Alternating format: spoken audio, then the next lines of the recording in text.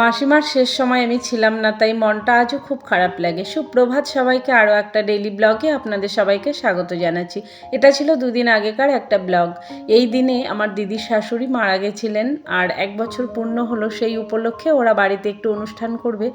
তো কদিন ধরে দিদি বারবার ফোন করে বলছিল ছেলে মেয়ে নিয়ে একটু চলে আয়, অনেকদিন আসিসনি। আর আমি তিশানের স্কুলের জন্য কোথাও যেতেও পারি না, আর রাই প্রায় 2-3 বছর যায় না মাসির বাড়িতে। তো ভাবলাম ওদেরকে নিয়ে একটু যাই। তো তিশানকে স্কুল থেকে এনে ওকে রেডি করে যেতে আমাদের একটু দেরি হয়েছিল। সন্ধ্যা নাগাদ বেরিয়েছিলাম, তো সন্ধ্যের মধ্যে পৌঁছে গেছিলাম। খুবই কাছে দিদির বাড়ি। তো ওখানে গিয়ে দেখলাম চারিদিকে লাইট লাগিয়েছে, প্যান্ডেল করেছে, কীর্তনের দল এসছে। আর এদিকে গোপু সোনা চুপ করে বসে আছে সেজে গুজে। গোপু সোনাকে টুপি পরিয়ে দিয়েছে, সোয়েটার পরিয়ে দিয়েছে, আর মালা দিয়ে এত সুন্দর সাজিয়েছে। আমার ক্যামেরাটা বারবার যাচ্ছিল গোপু সোনার দিকে। আমিও একটা মালা কিনে নিয়ে গেছিলাম, মাসিমার গলায় পরিয়ে দিলাম। আর মাসিমাকে দেখে আমার খুবই কষ্ট হচ্ছিল, কারণ ও বাড়িতে আমি অনেক ছোট্ট থেকে যাই। আমার দিদির যখন বিয়ে হয়েছে তখন আমি খুবই ছোট, আর তখন থেকেই মাসিমা আমাকে খুবই ভালোবাসে। ওদের বাড়িতে গেলে আসতে দিতে চায় না। তো যাই হোক, এদিকে কীর্তনের সব তোড়জোড় শুরু হয়ে গেছে। মেন গায়ক হচ্ছে আমার জামাইবাবু, উনি আর কি মানে কীর্তনটা করবে, আর সবাই আছে। আমরাও সবাই কীর্তনের আসরে গিয়ে বসবো। তো দিদি বলল চল একটু শাড়িটা চেঞ্জ করে চা খেয়ে তারপরে আসবো। তো আমরা শাড়ি চেঞ্জ করে চা খেয়ে একটু বসেছিলাম ঘরে। মেয়েরা একটু ক্যামেরার সামনে আসতে চায় না, তো ওদেরকে আমি একটুখানি লুকিয়ে লুকিয়ে ভিডিও করছিলাম। তো ওখান থেকে গেলাম যেখানে লুচি ভাজছিল ওখানে। তো ফাইনালি লুচির এখানে চলে এলাম। এখানে এসে দেখছি লুচি হচ্ছে, আর মানে ভেজ মানে সব রকম সবজি দিয়ে পনিরের একটা রেসিপি আর ছোলার ডালের একটা রেসিপি। তো চলুন এবার যাই কীর্তনে।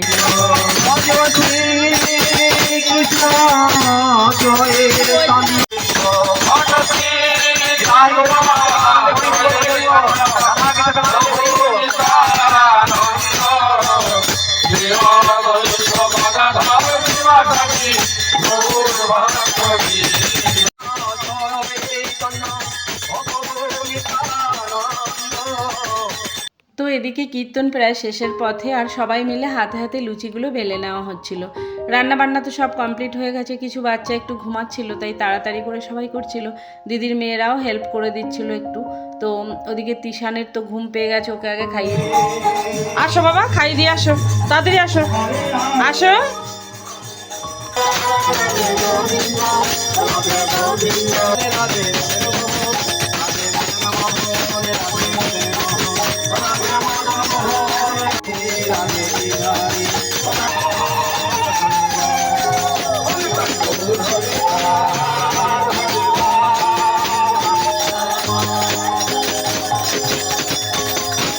তো ত্রিশানের শুরু হয়েছে সেই ভোর থেকে, স্কুল যাওয়া থেকে আরম্ভ করে মনির বাড়ি এসে দুষ্টুমি। একদম ক্লান্ত হয়ে পড়েছে, তাই ওকে খাইয়ে ঘুম পাড়িয়ে দিয়েছি।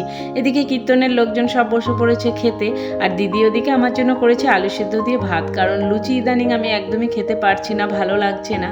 তো এদিকে একটু মানে শুকনো লঙ্কা ভাজা দিয়ে আলু ভাতে মেখে নিচ্ছি। এই খাবারটা দিদির বাড়ি আসলে আমি খাই, আর বাপের বাড়ি গেলে খাই। এই দুটো জায়গাতে আমি এই খাবারটা খাই। তো এই যে মানে আলু সিদ্ধ মেখে খাচ্ছিলাম। তো যারা লুচি খাচ্ছিল তারা সবাই একটু একটু চেয়ে চেয়ে নিয়ে খাচ্ছিল, সবারই খুবই ভালো লেগেছে।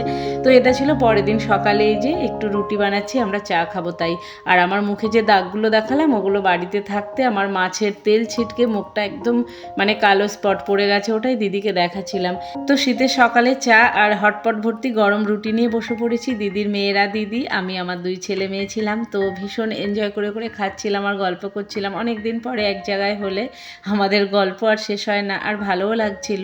আর ওদিকে রান্না বান্না চলছে। এরকম চায়ের মধ্যে এরকম গোল রাউন্ড করে রুটিটা একটু ভেজাতে হবে, ভিজিয়ে আর কিভাবে মুখে দিতে হবে জানিস, দাঁড়া দেখাচ্ছে।